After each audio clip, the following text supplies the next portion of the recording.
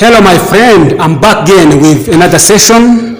Yesterday we discussed about the use of present continuous, and now we're going to discuss about the use of present continuous and present simple. How we are going to compare them.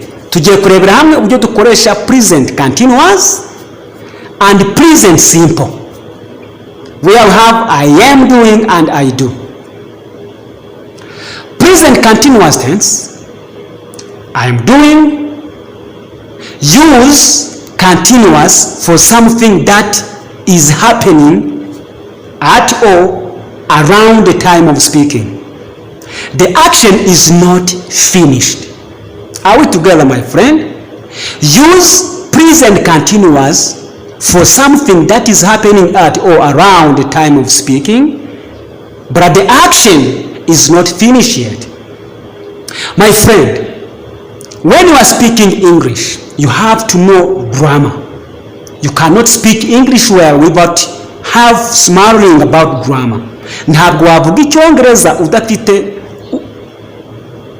ubumenyi muri grammar. Batubwiye ko dukoresha present continuous tense igihe turi kuvuga ku bintu biri kuba mu gihe cyo turi kuvugamo.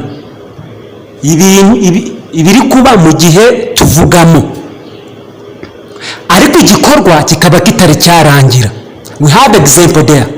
The water is boiling. The water is boiling in the time of speaking.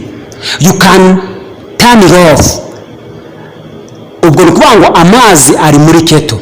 Amazi yamaze gushyuha yabize. Niyo mpamvu aramubwiye ngo ushobora kuba wayizimya. Listen to those people. Umva abo bantu. What happened? What language are they speaking?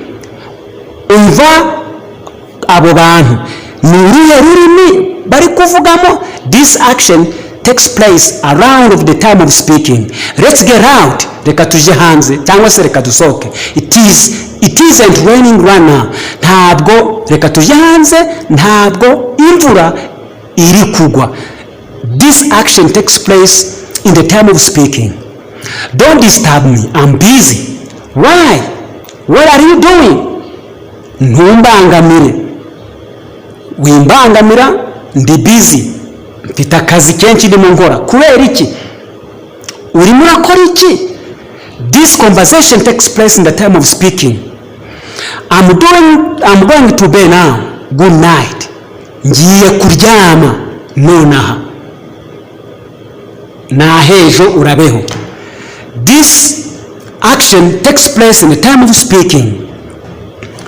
We use the continuous for a temporary situation. Dukoresha n'ubundi present continuous igihe turi kuvuga ku bintu biri temporary. Dukoresha present continuous tense when we are talking about temporary situation.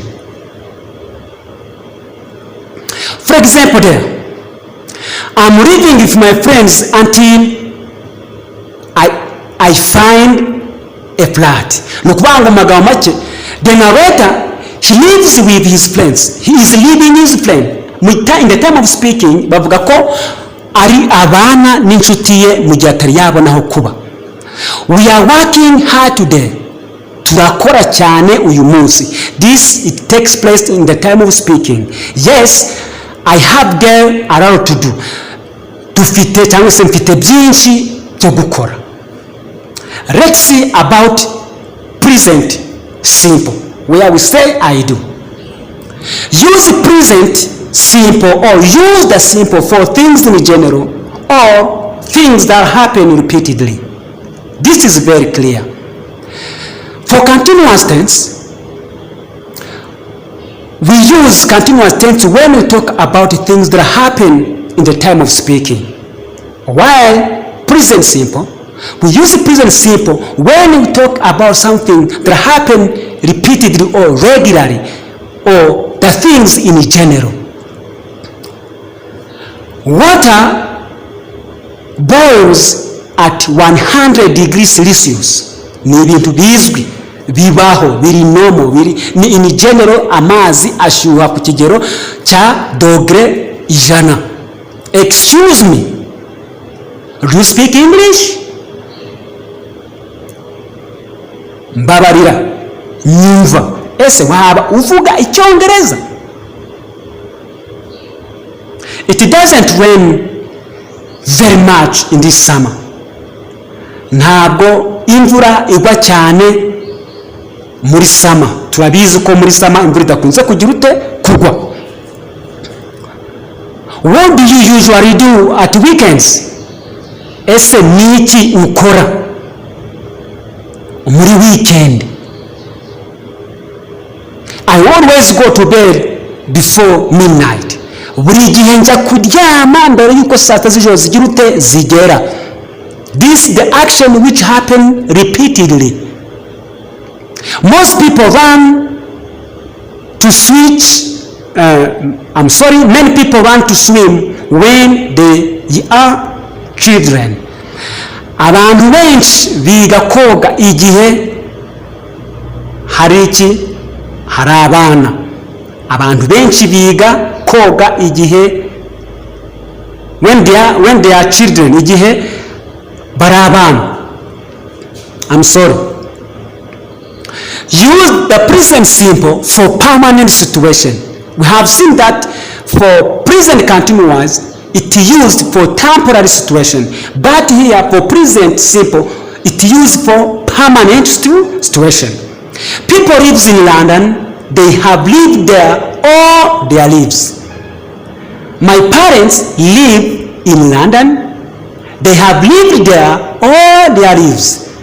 Ababyeyi banje baba mu Bwongereza, bahabaye kuvuga ngo babaye igihe ubuzima bwose niyo bagira ute baba. John isn't lazy.